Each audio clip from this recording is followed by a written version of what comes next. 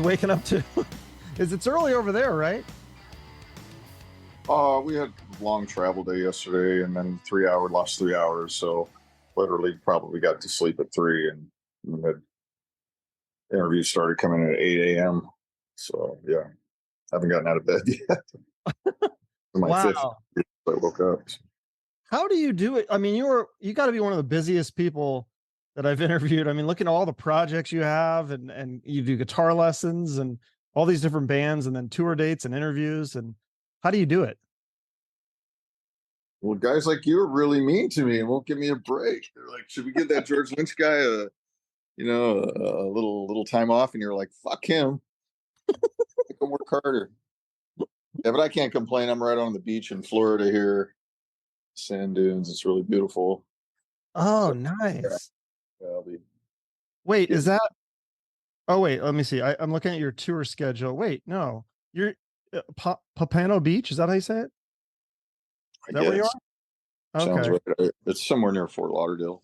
And then you're doing Destin on the 13th. I've been to Destin. That is beautiful. That's one of my favorite places I've ever been. White sand beaches. Yeah. That's a few days off, but yeah, it's nice down here. Yeah, that's great. So new album. We got to talk the new Lynch Mob. Yeah, Babylon's coming out October 20th.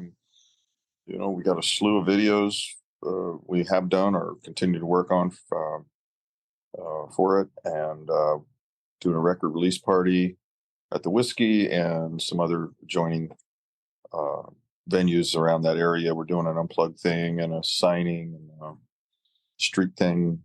So basically a whole day of just, kind of getting out there and being there, being present, and doing whatever we can to increase awareness that this record is out and let people know. Yeah, it's cool. I love the singer. Where did you find him? Gabriel Colon. Yeah. You can't call him Colon. I see. I wrote it down. Lawn, like a lawn landscaping. Yeah, and his you're not supposed to abbreviate his first name and call him Gay either. That would be Gay Colon, and we don't want to call him that.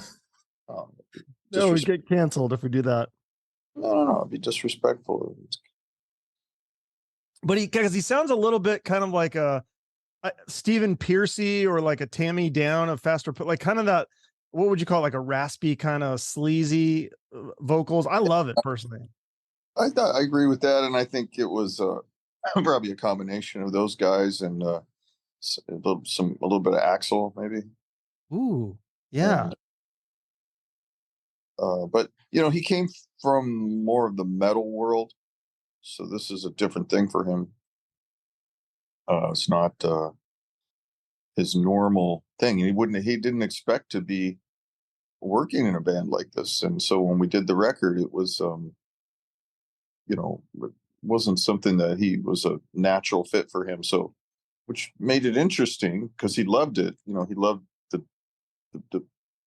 the way that this genre of music would approach songwriting, and the end result being so different than what he's used to doing. I loved what he's done in the past. I couldn't name the bands, but I have heard the stuff that he did, and it's great. And that's his strong suit. That's what he does, is metal. But what I find is that he'll push us. Although we're dragging him more into this style, this Lynch Mob style, he's also, I think, over time going to drag us a little bit more towards the metal side, which I think will be cool. Yeah, I mean, you like playing different styles of music. I mean, you have so many different projects, and a lot of them are very different. Yeah, so you just basically, I call it the Zelig effect. It's that Woody Allen movie. It was a fake documentary, talkie documentary, where there's this freak guy that just morphs into and becomes whatever is in his environment.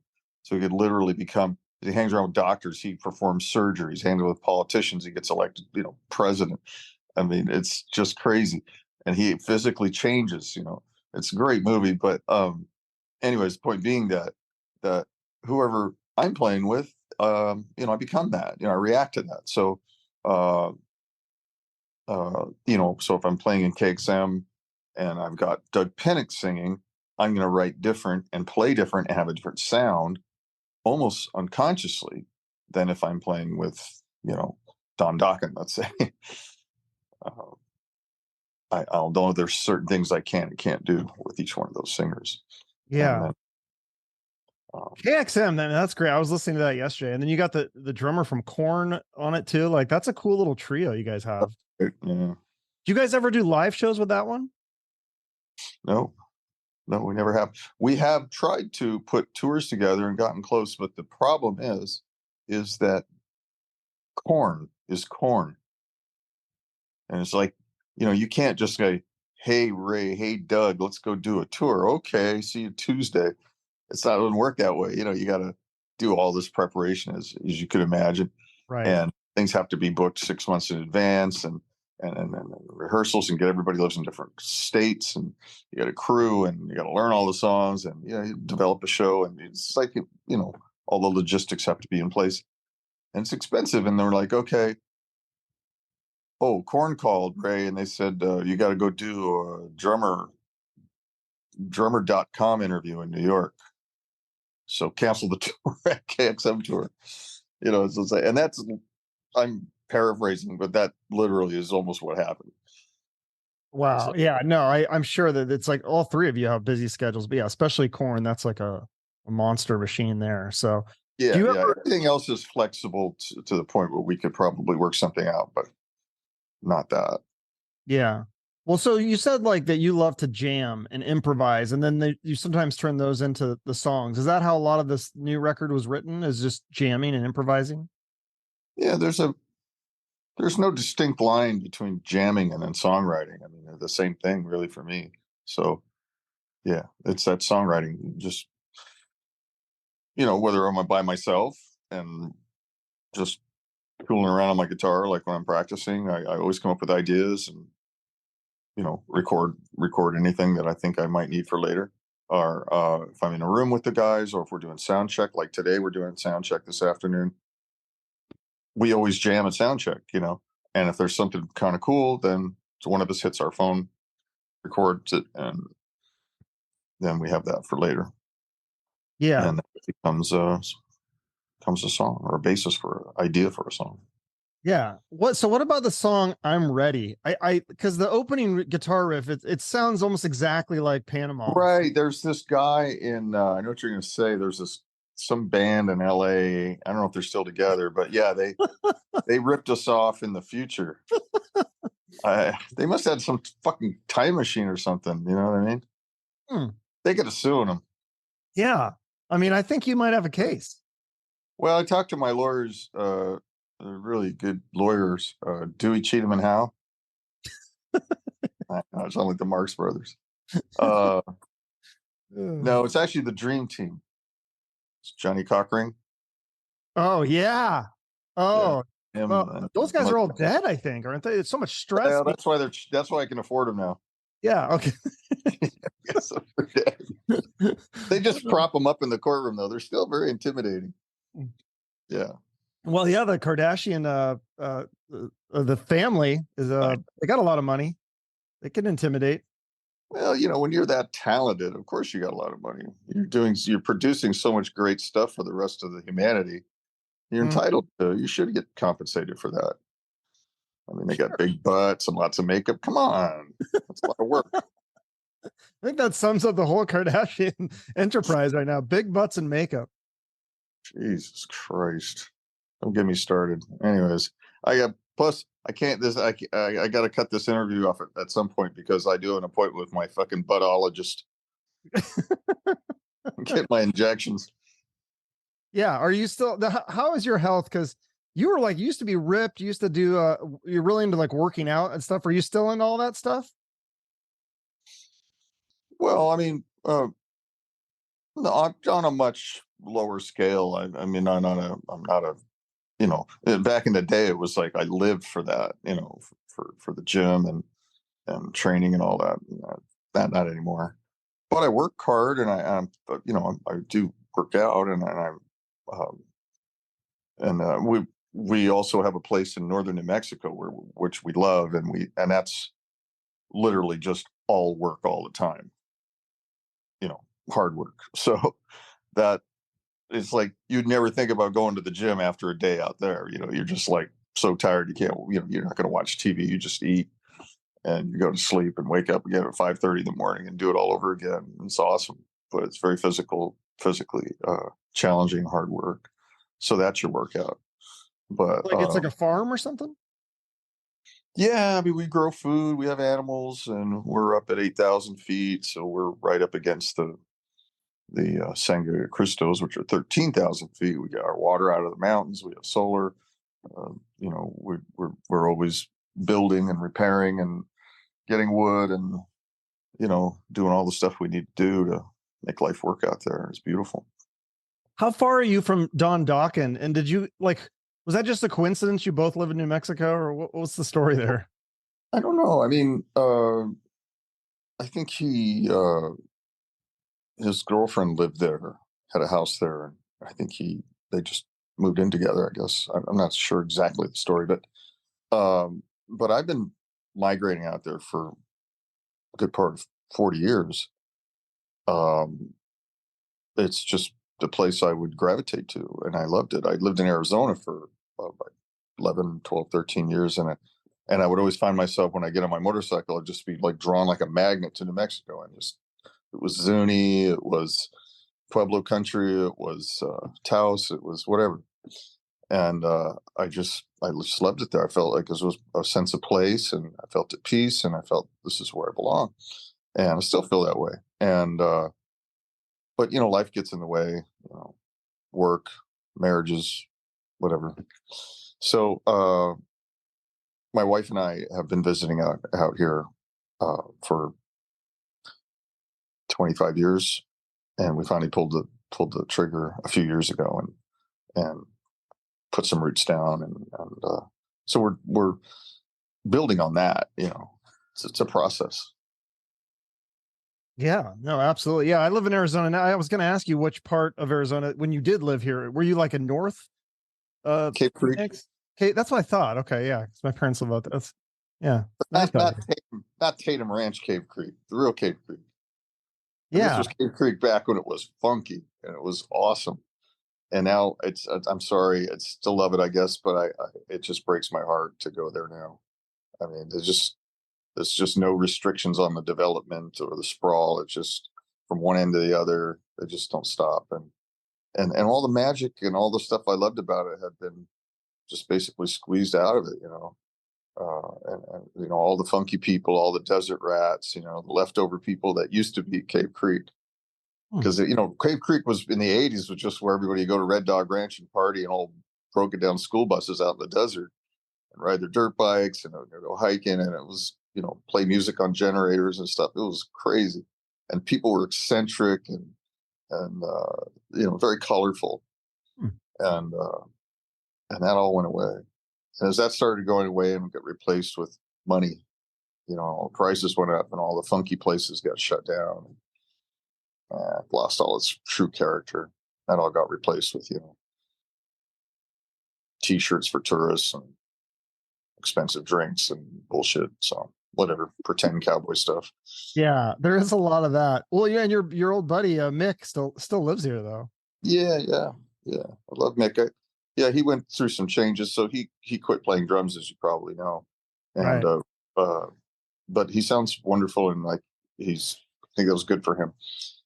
A lifetime of drumming is, it's physically hard, hard on you. So, but his brother is, his mini-me kind of just they're almost like twins, and they have the same style, same sense of humor. They look the same. And so Steve plays with Jeff Pilson and I on a project called The End Machine. And so it's basically like I have been making the band, it's pretty cool. Yeah. Would you ever retire? I mean, it seems like it'd be impossible for you to retire with all these projects you have. I don't know what retire. I don't think that would happen, but Yeah, no, we are actually getting on the we're on the cusp of announcing the retirement of Lynch Mob. I mean, that's we call it the final ride in 24, and so that will be ending. Um, this record will be our swan song, I believe, and we're gonna our last show was Monsters of Rock Cruise, very at the beginning of 25.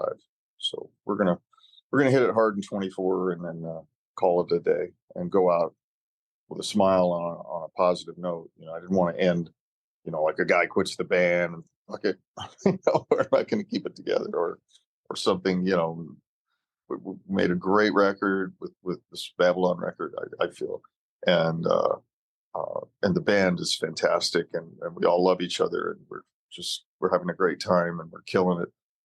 So that's a good way to go out, I think. So Yeah, no, I'm loving the new record is fun. It's got a lot of different kinds of songs. Like the Synner, that's kind of a cool one too. The it's kind of got like a bluesy, kind of sexy vibe. Like I feel like it's something like a stripper could dance to or something. Are you guys gonna do that one live? we have been doing that in Time After Time live since we wrote it, before it was even on the record. So it's interesting because we incorporated new songs into the set that aren't anything anybody's ever heard, and that's risky because nobody wants to hear that. They want to hear the old songs and everything. So, but it worked. People dug it, and we're like, wait a minute, they're just being nice. Weren't sure. And then the next night, same thing, great reaction. We're like, shit, I think they like it. Okay, so we play it every night. Do you notice when audiences don't like a song? Like, can you tell? Like, you could see like a bunch of people get up and go to the bathroom at the same time. Well, I never look at the audience. I'm pretty much just staring at my guitar when I'm playing. I'm kind of zoning out. But no, I don't think I've seen that. But you can feel when something's not going over like you would expect it to or hope it would. That's happened. For instance, like if you're at a high energy show and we bring it down, and play something like Rain, which I love playing Rain off the first record. But sometimes people don't want to hear that, you're putting the wrong song in the in the on the wrong spot of the set, or you know what I mean? There's just sometimes songs just don't come off. You play once in a while. We'll try to play something obscure, like a deep track, and people won't get it. They'll just be like, "Okay, play something we know." They're polite, they'll get into it somewhat, but yeah, can't all be winners. That sucks because that to me that seems like as a fan I like more the deep tracks. Like I mean, of course you got to play the hits, but like I like hearing the stuff that you don't hear all the time. And I think obviously as a musician you want to play different stuff too, right? That's going to be more fun for you. Yeah, fuck the audience. Do something for us. Go, fuck you, write your own songs. Yeah, yeah. You're so smart. Do you ever just no. I was kidding. The my favorite thing to do is improvise. But not only do I find that some fans are resistant to that, but so are some band members. So that becomes challenging if you can't even get the band to go along with it, Yeah. I find I have to sort of force the issue sometimes, and this happens frequently where and they know what I'm up to, and some of the guys in the band don't like it, and I'm being honest about that because we'll be doing a show and they just want to do the show. We've got this, we change the set every night, but we talk about it and we figure it out during the day, and we go, okay, well, this is what we're going to do. And we go, okay, we'll place this with that, and we'll go into this here, and you say something here and this and that. And then I'll throw something in just on the spur of the moment, because I'll you know what? I turned up my guitar and something happens. There's a riff comes out and I'm like, oh, that's pretty cool. Hey, let's do this. And it's funny because if you see this, if you ever watch us and I do that on stage, you'll see that the number one thing is the rest of the band acts like I'm not doing that. It's fucking crazy. And it's the drummer, because you can't do anything without the drummer, and he knows what's up. We've been playing together for decades. And what he'll do is he'll just like, oh, he'll act like he's busy. Oh, I got to fix my foot pedal. And then he'll hide down there. And I'm still playing the riff. He's hoping I'll stop. but I don't stop. And then I'll go up to the mic. I'll go, hey, you know what? Sometimes, lightning strikes.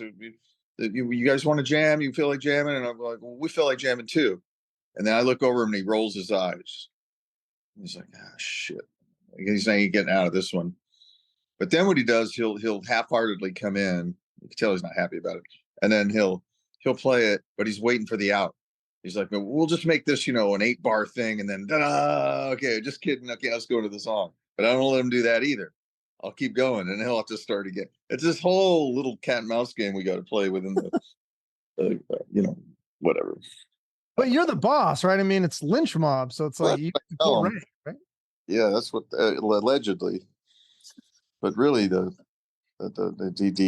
power structure is inverted in a rock band. Usually, the tour bus driver is the boss,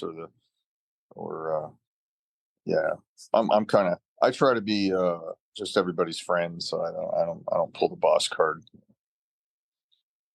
But so do you like that better where it's your project, or as opposed to like KXM where it's like there's 3 of you, you're kind of all big names? Well, no, that's all the same thing, same dynamic. I'm just a guitar player, I mean, it's not like that. I would never want to be like in a Steve Vai situation. I don't, that sounds like a lonely thing. I just like being in a band and having my thing that I do within the context of that. But, I value everybody equally, and I think the audience does. And quite honestly, I don't even listen to guitar players. I listen to singers and songs. That's what's more important to me. So I'm just part of, really, my job is to lay a bed for a singer and help write a song. So you don't listen to other guitar players? You don't, I mean, I think you said you get inspired by them, right? You're not real competitive, but you can be inspired by other guitar players? Well, I'm aware of some of them. And of course, what I was raised with, of course, I've listened to them. But as far as nowadays, it's not like I sit around and technically, theoretically, guitar music is not something that I concern myself with. I more just do what I do, whatever happens when I pick it up, and whatever ideas pop into my head. And then I also try to be a better songwriter and, make sure we're always working on my tone and just trying to write a better song. So my wife was asking me the other day, she goes, how many songs do you think you've written? I go, I don't know. I go, figure, however many albums times 10, 500. She goes, oh, I think you've written a lot more than that. I go, you know what? It's not a contest. It's not how many songs you've written. I would rather have written just one great one. Well, Mr. Scary, I know you say you don't like that one, but that's epic. I mean, that's kind of what made people think of you as a guitar hero, right? I'm not sure. But yeah, I mean, I know we're just talking about definitions now, but you know what I mean? I mean, I think there would be a lot more gratification in having written a song that is important or historically recognized, like American Pie or something. As what? Don McLean, American Pie. Like I had him on the show. He's kind of a one-hit wonder though. Yeah. Like name one, a Beatles song or Imagine by John Lennon, something like that, or Hallelujah by Leonard Cohen, or Hotel California or Stairway to Heaven. Anyways. Yeah. But you know what I'm saying. I mean, while we're sitting here, fantasizing, why not? Or, hey, it can still be in you. You're not done yet. That's what I'm thinking. I think I'm a late bloomer. I think I'm gonna hit my peak at 102. Sure, why not? Yeah. Well, you have another one at 7:30, right? Yes, sir. Every half hour. I'll let you get out of here. Is there a charity you want to give a shout out to here at the end, though? Anything that a cause or whatever you want to promote? Yeah. Hold on one second. Do I need that guitar? Do I pull everything out of there? There's the other one there. Okay. Oh, all right. I figured if I took this one, I can restring it in. And it won't be... Okay. I just want to make sure I don't have anything in the case I need. But you take the hat off, I guess. All right. See you over there. Well, my wife and I and our extended family do a thing called Greetings with Gratitude, which is we try to do what we can for homeless people, food, shelters, things like that, opportunities, economic opportunities, housing, jobs, all that, the whole thing, the whole spectrum. So we're heavily involved in that. It's called Greetings with Gratitude, and it's a nonprofit that we're pretty heavily involved in. In fact, right before I came out here, we were doing that. We're cooking up huge batches of food and delivering it, to the shelter that my wife is very involved in down the street from our house. Okay, it's a very small thing, but there's that. I will put that in the show notes along with the Lynch Mob, or your George Lynch website. It has all your stuff, Lynch Mob, everything, your solo stuff, all that stuff on there. And the new record comes out October 20th. Yes. And I hope people, come to the shows this next year. This will be our last hurrah, and we're going to give it our all, and you will not be disappointed. And I appreciate all of you. Thank you. All right. I will come to a show if I can. Hopefully, if you hit Phoenix, or maybe I'll drive to Vegas or something. We're doing Phoenix, and I'm playing Vegas December 18th with who's the magician, the famous magician in Vegas. Is Chris David Copperfield? No, Jonathan. There's so many of them. More rock and roll. Chris Angel. Chris Angel? Yeah. I'm doing a thing with him. He invited me to play at his concert, or whatever you call it, December 18th. Wow. I didn't know he was a fan. Maybe I'm gonna try to get him on the show then. That'd be awesome. Yeah, I built a couple of guitars for him, actually. Oh, that's very cool. For his charity. Okay. Well, I'll let you get to the next one, George. I don't want to keep you. Yeah, man. Okay. Say hi to Arizona. Go up and hug a cactus for me. I will. Yeah, that sounds like a great idea. Thank you. You're welcome. All right. See you, buddy. All right. Bye. Thank you for taking the time to listen to the full podcast episode. Please help support our guests by following them on social media and purchasing their products, whether it be a book, album, film, or other thing. And if you have a few extra dollars, please consider donating it to their favorite charity. If you want to support the show, you can like, share, and comment on this episode on social media and YouTube. And if you want to go the extra mile, you can give us a rating or review on Spotify, Apple Podcasts, or Google Podcasts. Finally, make sure you're subscribed to the show on YouTube for the video versions and other exclusive content. We appreciate your support. Have a great rest of your day, and shoot for the moon.